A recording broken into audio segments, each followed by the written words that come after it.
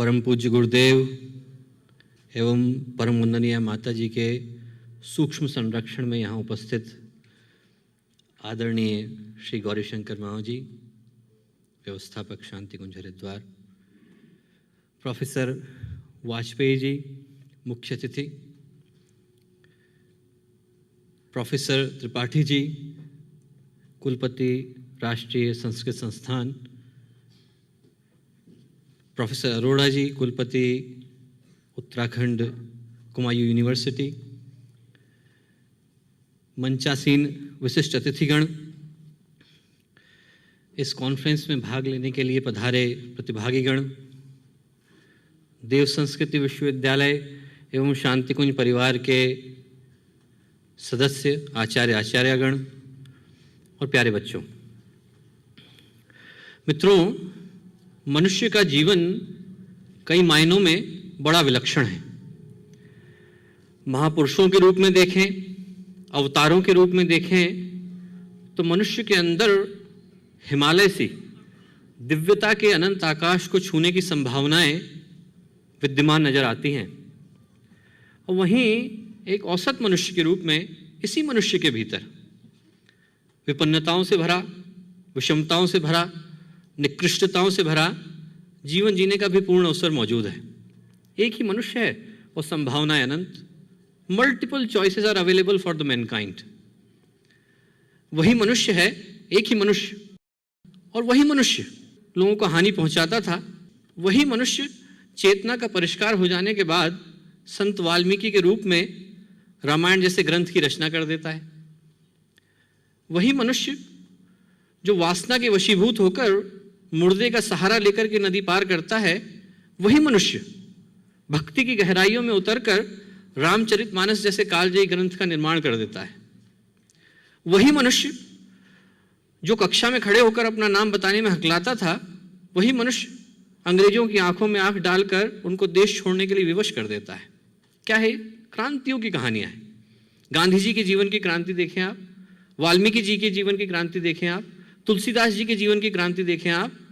इन क्रांतियों के पीछे यदि गहराई से अध्ययन करें, गंभीरता से दृष्टि डालें, तो आप पाएंगे कि इन क्रांतियों के पीछे सिर्फ एक शक्ति काम करती नजर आती है, और उसका नाम है विचारों की शक्ति। क्रांतियों की शुरुआत इमारतों से नहीं होती, क्रांतियों की शुरुआत युद्ध के मैदानों से नहीं होती, क्रांतियों की शुरुआत कंप्यूटरों से नहीं होती, क्रांतियों की शुरुआत इंटरनेट से नहीं होती। क्रांतियों की शुरुआत होती है मनुष्य के मस्तिष्क से, क्रांतियों की शुरुआत होती है मनुष्य के विचारों से। टॉल्स्टॉय ने कोई लड़ाई नहीं लड़ी, क्रांति कर डाली। गुरुदेव किसी युद्ध के मैदान में नहीं गए, क्रांति कर डाली। मित्रों, मनुष्य के सोच में, मनुष्य के चिंतन में, मनुष्य के दृष्टिकोण में, मनुष्य के दर्शन में, मनुष्य की विचारणा में वो शक्ति है, वो ताकत है जो क्रांतियों को घटने के लिए विवश कर देती है, क्रांतियों को होने के लिए मजबूर कर देती है। और आज की यह शुरुआत एक ऐसी ही क्रांति की शुरुआत है। जब हमें बड़ी शुरुआत करनी हो, जब हमें बड़े भवन बनाने हो, तो आधार स्तंभों का मजबूत होना आवश्यक है। ऊंची इमारत खड़ी करनी हो तो उतनी ही गहरी नींव खोदनी पड़ती है। और आज जब हम लोग यहाँ विचार क्रांति की इस इमारत को बनाने का यत्न कर रहे हैं, तो इसकी नींव वेदों के अतिरिक्त और किसी ज्ञान से नहीं रखी जा सकती। वेद भारतीय संस्कृति के, भारतीय परंपरा के आधार स्तंभ हैं, ध्वजवाहक हैं, प्राण हैं, सर्वस्व हैं।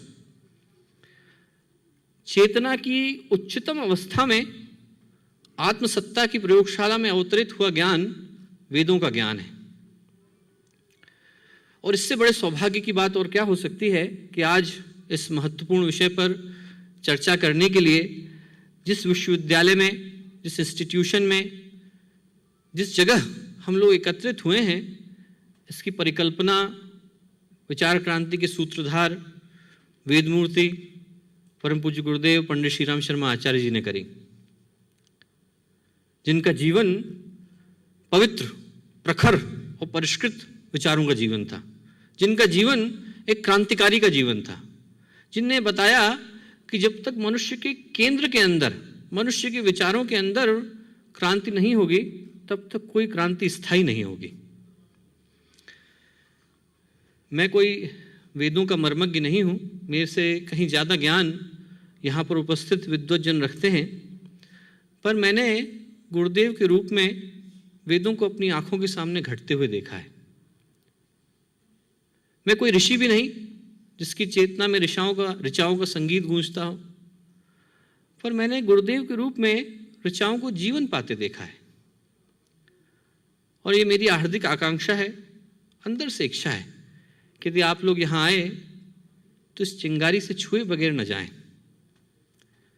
जिस चिंगारी ने हमारे जीवन को छुआ, भगवान करे वो आपके जीवन में भी सौभाग्य लाए, आपके जीवन में भी स्वर्णिम सूर्य का उदय करे, ऐसी हमारी हार्दिक आकांक्षा है।